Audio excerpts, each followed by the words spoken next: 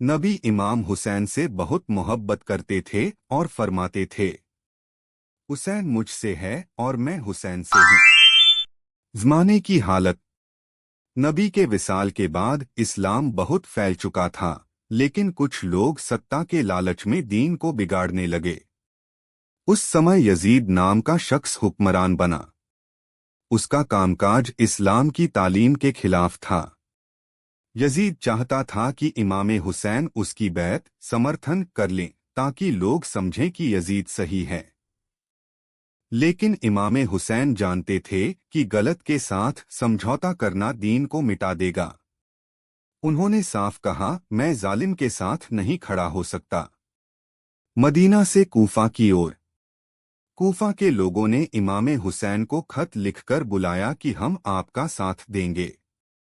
इमाम हुसैन अपने घर वालों और कुछ साथियों के साथ सफर पर निकल पड़े। रास्ते में कई लोगों ने रोका और कहा, आगे मत जाइए, हालात ठीक नहीं हैं। लेकिन इमाम हुसैन ने कहा, अगर हक जिंदा रखना है तो कुर्बानी देनी पड़ेगी। करबला की ज़मीन। 10 मुहर्रम से पहले इमाम हुसैन करबला पहुंचे। यहाँ यजीद की फौज ने उनका रास्ता रोक लिया। इमाम हुसैन के साथ छोटे बच्चे, औरतें, बूढ़े, गिने चुने साथी। दुश्मन की फौज हजारों में थी। पानी बंद कर दिया गया। करबला में फरात नदी पास थी, लेकिन यजीद की फौज ने पानी बंद कर दिया। 3 दिन तक बच्चे प्यासे रहे। छोटे छोटे बच्चे पानी के लिए रोते थे, लेकिन इमाम हुसैन सब्र और दुआ में लगे रहे। कुर्बानी का दिन 10 मुहर्रम। एक एक करके इमाम हुसैन के साथी अल्लाह के रास्ते में शहीद होते गए। उनके भाई, उनके भतीजे, उनके बेटे, यह सब दीन को बचाने के लिए था। आखिर में इमाम हुसैन अकेले रह गए। उन्होंने आखिरी बार कहा, अगर तुम मुझे नहीं मानते तो कम से कम मेरे दीन को तो मत मिटाओ। लेकिन जालिमों ने नहीं सुना। इमाम हुसैन की शहादत। इमाम हुसैन ने अल्लाह के भरोसे पर अपनी जान कुर्बान कर दी। उनकी शहादत ने यह साबित कर दिया कि सच के लिए जान भी देनी। करबला के बाद का मंजर, सब्र, पैगाम और हक की जीत। जब 10 मुहर्रम को इमाम हुसैन शहीद कर दिए गए तो मैदान करबला में सन्नाटा छा गया। वहां कोई फौज नहीं बची थी। सिर्फ औरतें, बच्चे और बीमार इमाम ज़ैनुल आबिदीन रह गए थे। यजीद की फौज समझ रही थी कि उसने जीत हासिल कर ली है, लेकिन असल में उसी पल से जालिम की हार और हक की जीत शुरू हो चुकी थी। खेमे जला दिए गए।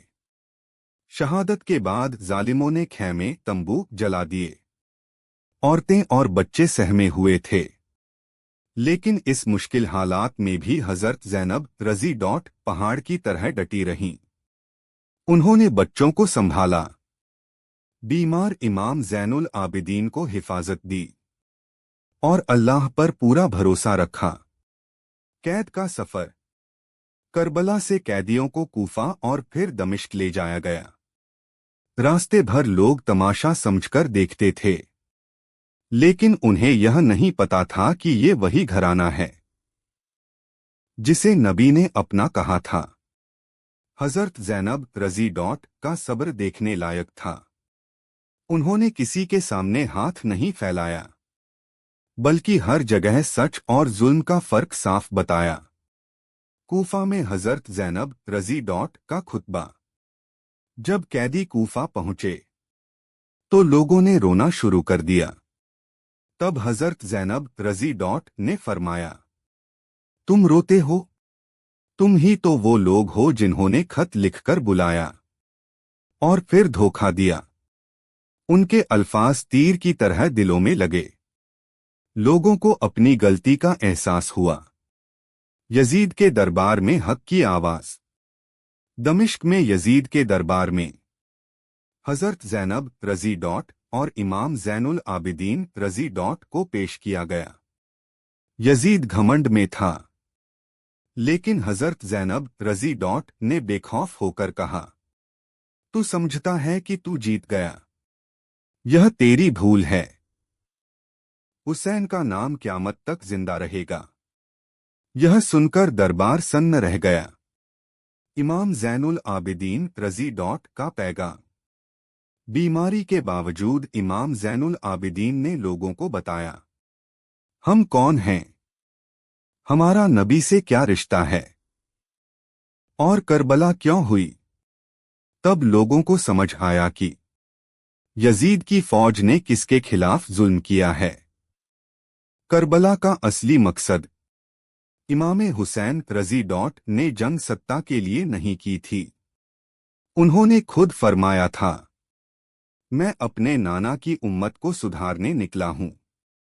करबला का मकसद था दीन को जिंदा रखना, जुल्म के खिलाफ खड़ा होना, सच का साथ देना।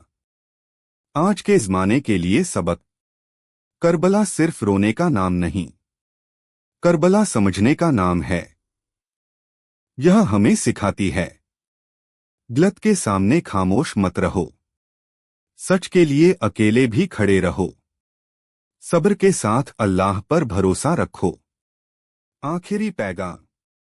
आज भी जब कोई जुल्म के सामने खड़ा होता है तो वह हुसैनी रास्ते पर होता है, और जब कोई जालिम का साथ देता है तो वह चाहे कितना भी ताकतवर हो, आखिर हार जाता है। हुसैन हारे नहीं, हुसैन आज भी जिंदा है। अगर आपको यह वीडियो अच्छा लगा हो तो लाइक सब्सक्राइब जरूर करें। पार्ट 2 देखने के लिए कमेंट करें।